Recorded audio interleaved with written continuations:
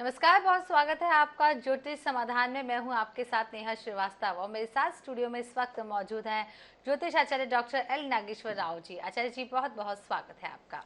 नमस्कार। इस कार्यक्रम में हम आपको हर बार अलग अलग विषय के बारे में जानकारी देते हैं, उससे जुड़े समाधान बताते हैं। तो चलिए कार्यक्रम की शुरुआत कर लेते हैं।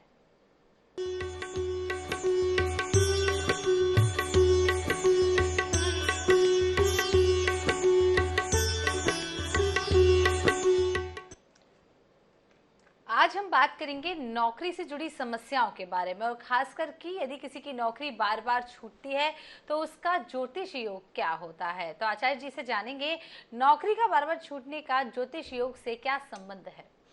जी, इसमें तो मूल है जो नौकरी। तो सबसे पहले हम देखेंगे कि ज्योतिष शास्त्र में हमारा नौकरी का योग बनता कैसे है। हमारे ज्योतिष शास्त्र में जो दसम भाव है हमारा, वो है हमारा कर्म स्थान। कर्म आपका कई प्रकार का हो सकता है। कोई काउंसलर हो सकते हैं, कोई व्यापार का कार्य कर सकते हैं, कोई नौकरी का कार्य कर सकते हैं। चूँकि आज हमारा विषय नौकरी का है, तो जब भी दसम भाव का संबंध किसी न किसी रूप में छठवें भाव से हो जाता है, चाहे नक्षत्रों के माध्यम से हो या युक्ति के माध्यम से हो या स्थान परिवर्तन के माध्यम से हो, तो ऐसी स्थिति में वो नौकरी को दिखाता है। नौकरी भी दो तरीके का होता है, एक तो प्राइवेट नौकरी, एक तो शासकीय नौकरी। अब जब शासकीय नौकरी की बात होती है तो ऐसे स्थिति में पत्रिका में सूर्य चंद्रमा केंद्रस्थ रहते हैं, दसम भाव का स्वामी अच्छे स्थिति में रहता है, केंद्र में रहता है, लग्न आपका मजबूत रहता है, तो इस स्थिति में क्या होता है कि आप शासकीय सेवा की तरफ जा सकते हैं।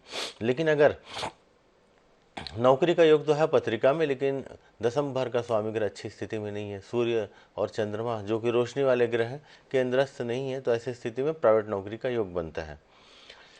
आज का हमारा विषय है नौकरी का बार बार बदलना। तो जब भी किसी की पत्रिका में दसम भाव में चंद्रमा हो जाए तो नौकरी व व्यापारों से बार बार बदलता है, जो भी कार्य करेंगे उसमें सस्टेन नहीं कर पाता। और उसी प्रकार से अगर छठवां घर में किसी प्रकार का कोई ग्रहण हो, छठवां भाव का स्वामी ग्रह जाके चंद्रमा से जुड़ जाए, तो ऐसी स्थिति में भी देखा जाता है कि जो भी आप नौकरी कर रहे हैं उसमें बार बार बदलाव मिलता है। ज़्यादातर ऐसा देखा गया है कि जो शासकीय सेवा में है उसमें नौकरी बदलता तो नहीं, लेकिन उनका स्थान परिवर्तन बार बार होता रहता है। और इसके विपरीत जो प्राइवेट सेक्टर में है तो उनकी स्थिति में हर साल 2 साल 3 साल में उनकी नौकरी बदल जाती है। तो ज्योतिष शास्त्र के माध्यम से इस चीज़ को बहुत अच्छे से समझा जा सकता है कि अगर आपकी नौकरी में बार बार किसी प्रकार का कोई व्यवधान आ रहा है या स्थान परिवर्तन हो रहा है या नौकरी में टिक नहीं पा रहे हैं, तो ऐसी स्थिति में आवश्यकता है कि आप अपनी पत्रिका के एक बार किसी अच्छे आचार्य जी से या ज्योतिषाचार्य जी से विश्लेषण कराएं, और फिर उसके आधार पर अगर आप उपाय करेंगे तो उससे आपको लाभ मिलेगा। देखिए, उपाय के माध्यम से हम हमेशा कहते हैं कि 80% तो आपका प्रारब्ध है, उसको एक सीमा से ज़्यादा नहीं बदला जा सकता, लेकिन आप समझकर उसके अनुरूप आप कार्य करने लग जाएंगे तो आप चीज़ों को काफ़ी हद तक बैलेंस कर पाएंगे। या मानसिक रूप से तो आप तैयार रहेंगे कि हाँ भाई, आने वाले 2-3 साल में मुझे फिर कहीं जाना है। उसके हिसाब से जब भी आप प्लान करेंगे तो आप उसका पूर्ण लाभ ले पाएंगे। जी आचार्य जी, विषय पे बात करेंगे। कॉलर हमारे साथ जुड़ रहे हैं धनबाद से अमन। अमन, बहुत बहुत स्वागत है ज्योतिष समाधान में। क्या कुछ आप पूछना चाहते हैं? जन्म तिथि, जन्म स्थान और जन्म समय के साथ पूछ लीजिए। अमन, आप तक हमारी आवाज पहुंच रही है? जी अमन। 23/12/1987। जी 23/12/1997। जी 1:45। समय 1:45 1:45 AM या PM? AM। AM। और जन्म स्थान? देवघर झारखंड। जी देवघर झारखंड। देवघर झारखंड। क्या पूछना चाहते हैं आप? हम जानना चाहते हैं, जब मोती छोटे उंगली में धारण किए हैं, पन्ना भी धारण कर सकते हैं, कौन सा उंगली में? मोती आपने धारण किया है तो आपकी पत्रिका के हिसाब से मोती आप ना पहने तो ज़्यादा अच्छा रहेगा। आप अगर पन्ना पहनेंगे तो ज़्यादा सही रहेगा। तो पन्ना को पहनने के लिए सबसे छोटी उंगली जो हमारी होती है कनिष्ठिका, कनिष्ठिका को ही हम प्रिफर करते हैं। तो कनिष्ठिका में हमारे लिए अच्छा रहेगा पहनना। अगर मान के चलिए मोती आपको पहनना ही है, दोनों आप पहनना चाहते हैं, तो ऐसी स्थिति में आप एक काम कर सकते हैं कि एक पन्ना का लॉकेट आप बनाएं और उस लॉकेट को आप गले में आप धारण कर सकते हैं। तो उसको क्या करना होगा, आपको चांदी में लेकर आप धारण कर सकते हैं। तो चांदी में बनवा लीजिएगा और किसी भी बुधवार के दिन प्रातः 6 से 8 के बीच में आप धारण कर लीजिए। वैसे मोती और चंद्रमा दोनों को एक साथ धारण नहीं किया जाता, कोशिश करें, या तो अगर मोती पहने पहने तो पन्ना ना पहने, अगर आप पन्ना पहनना चाहते हैं तो फिर मोती को छोड़ देंगे तो ज़्यादा अच्छा रहेगा। जी जी, तो मोती को छोड़ दीजिए और पन्ना धारण कर लीजिए, आचार्य जी यही आपसे कह रहे हैं। यहाँ पर एक और कॉलर हमारे साथ जुड़ रहे हैं, वशिष्ठ ग्वालियर से उनका बहुत बहुत स्वागत है। वशिष्ठ, क्या कुछ पूछना चाहते हैं आप? जन्मतिथि, जन्म स्थान और जन्म समय के साथ पूछ लीजिए। 11/8/92। जी, आप पहले अपने टीवी का वॉल्यूम कम कर लीजिए क्योंकि मेरी आवाज रिपीट होगी और यहाँ पर परेशानी होती है। 11/8/92। जी, समय दोपहर में 12:05। जन्म स्थान? जन्म स्थान मंडला, मध्य प्रदेश। जी, प्रश्न आपका? प्रश्न ये है कि ये जो शादी संबंधित है, ये जो आपका विषय है, तो मैं ये चाहता हूँ कि इस बच्चे की कुंडली थोड़ा सा तो करें कि इसको बार बार ट्रांसफर क्यों हो रहा है और इसमें क्या दिक्कत हो रही है। जी बिल्कुल ठीक है।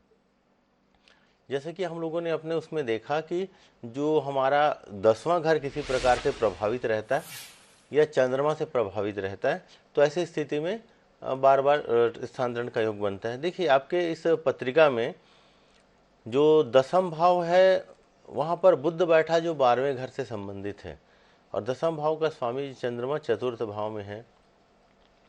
तो इस तरह की स्थिति में बुध और चंद्रमा जो फ्रीक्वेंटली बदलते हैं, ज्योतिष शास्त्र में 2 ग्रह ऐसे हैं जो स्थिर नहीं है। सबसे ज़्यादा तो चंद्रमा, क्योंकि हर 2.5 दिन में वो एक राशि को बदलता है, और फिर उसके बाद बुध को भी फ्रीक्वेंटली बदलाव का कारक कहा जाता है।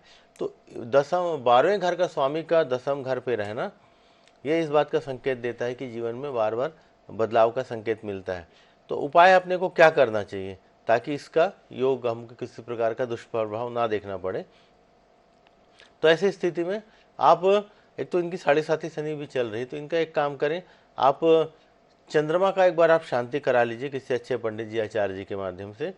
और आपके इस बालक को अगर कैरियर में, नौकरी में स्थायित्व चाहता है, तो ऐसी स्थिति में इसे एक माणक और साथ में पन्ना धारण कराइए और चंद्रमा का आप शांति करा लीजिए। इससे आप देखेंगे कि उसमें जो भी बदलाव आ रहा है उसमें कुछ हद तक उसे लाभ मिलेगा। जी, तो मानक धारण कराइए, जरूर लाभ मिलेगा।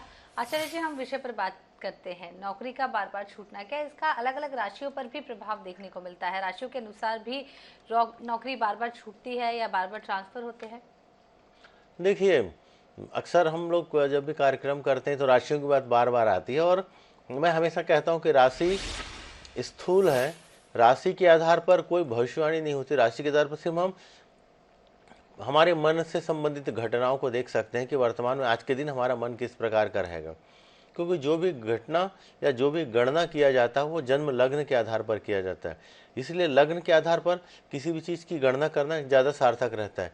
राशि आपकी मानसिक स्थिति को दिखाता है कि आज के दिन आपकी मानसिक स्थिति किस प्रकार से रहेगी, इसलिए राशि का आंशिक प्रभाव पड़ता है और लग्न का सबसे ज़्यादा प्रभाव पड़ता है लग्न का, कि आपके साथ जो भी घटनाएं होंगी, अच्छी बुरी होंगी, वो आपके लग्न से संबंधित रहेगा।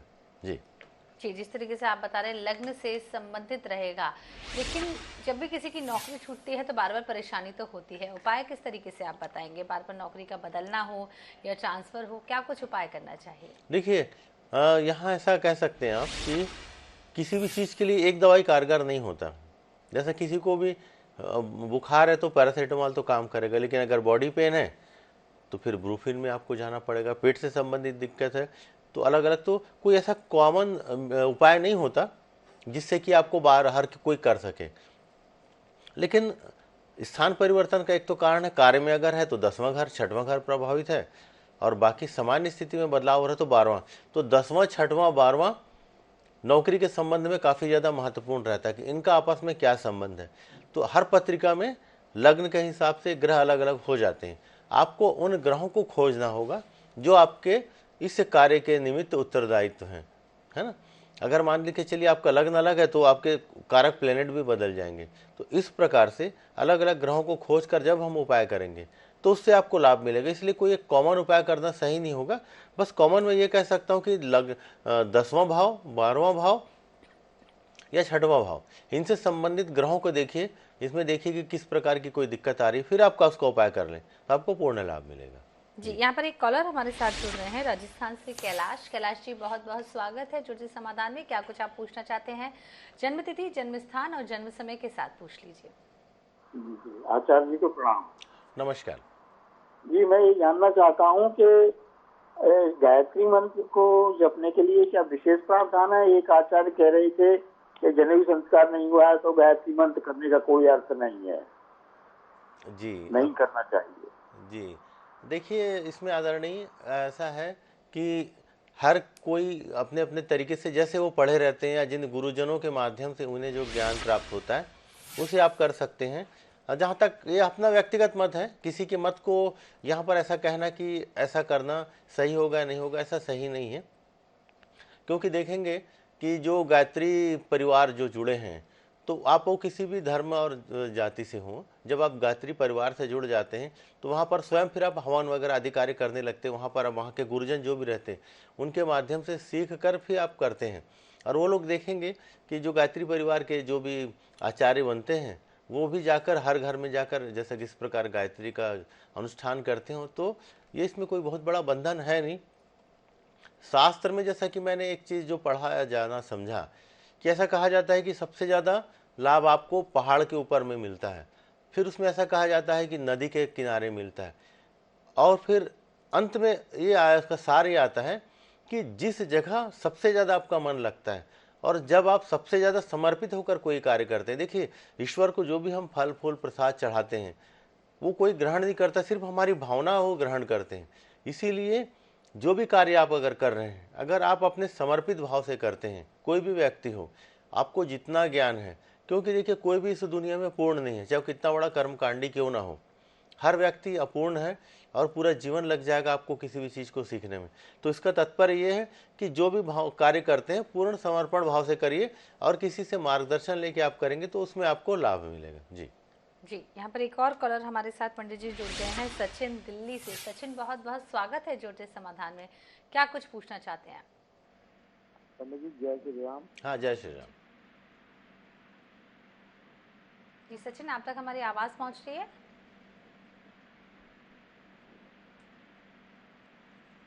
सचिन से एक बार फिर से संपर्क करने की कोशिश करेंगे, वो दोबारा हमें कॉल करेंगे। हम नौकरी से संबंधित सवालों पर फिर से लौट चलते हैं पंडित जी। कई लोग ऐसे होते हैं जो ट्रांसफ़र करवाना चाहते हैं, कई ऐसी जगह पर सरकारी नौकरी की बात कर लेते हैं, लेकिन उनका ट्रांसफ़र रुका हुआ होता है, जिस शहर में वो चाहते हैं वो नहीं होता है। उसके लिए क्या कुछ करना चाहिए? देखिए, शासकीय नौकरी में आज के संदर्भ में ऐसे बहुत सारे पद हैं जो पूरे जीवन व्यक्ति एक ही पद पे रह जाता, प्रमोशन होता नहीं, 15, 20, 25 साल तक होता नहीं। और ऐसा भी होता है कि वो व्यक्ति कहीं दूसरे जगह से आया, अपने जन्म स्थान से बहुत दूर आ गया और वो छटपटाता रहता है कि कहीं ना कहीं उसको उसके स्थान पर ट्रांसफ़र हो जाए।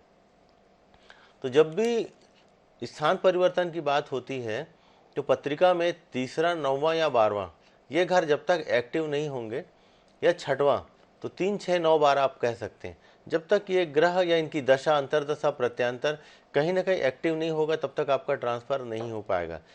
तो आपको देखना होगा कि क्या आपकी पत्रिका में आने वाले समय में इस प्रकार के ग्रहों का योग बन रहा है या नहीं बन रहा है। क्या गोचर में जो भी महादशा का स्वामी है तीसरे, 6वें, 9वें या 12वें भाव से जा रहा है नहीं जा रहा।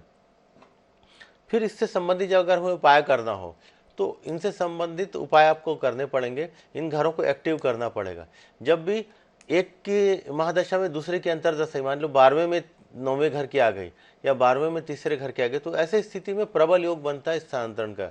तो ऐसे स्थिति में जब भी इस प्रकार का योग आए उस समय कुछ आपकी पत्रिका के हिसाब से देखना पड़ेगा कि कौन से ग्रह हैं जो आपको ट्रांसफर में मदद कर सकते हैं, और उसके हिसाब से जब भी आप उपाय करेंगे तो आपको कुछ ना कुछ लाभ तो जरूर होगा इसका। जी जी, यहाँ पर एक और कॉलर शोभा हमारे साथ जुड़ गई हैं रायपुर से। शोभा जी, बहुत बहुत स्वागत है। क्या कुछ पूछना चाहती हैं?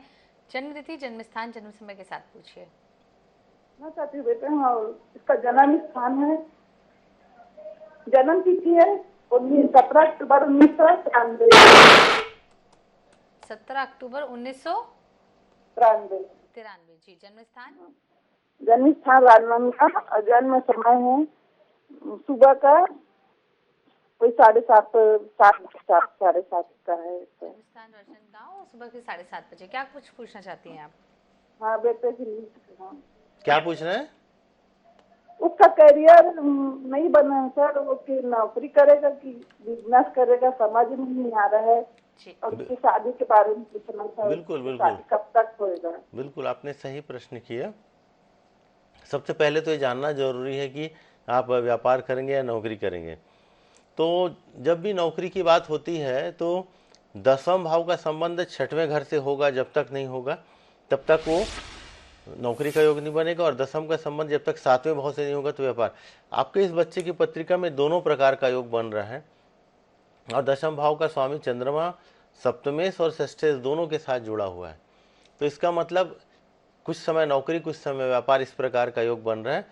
आगे और इसकी स्थिति को जैसा हम समझेंगे तो उस प्रकार से इस बात का संकेत मिलता है कि पहले कोशिश करिए कुछ दिन अगर ये नौकरी कर ले, फिर बाद में मैच्योरिटी, क्योंकि पत्रिका में भाग्योदय विलंब से दिखता है, तो ऐसे पत्रिकाओं में प्रारंभ में 2 4 5 साल कम से कम नौकरी करना अच्छा रहता है, और कहीं से कुछ सीखने के बाद व्यापार करे तो ज़्यादा अच्छा रहेगा।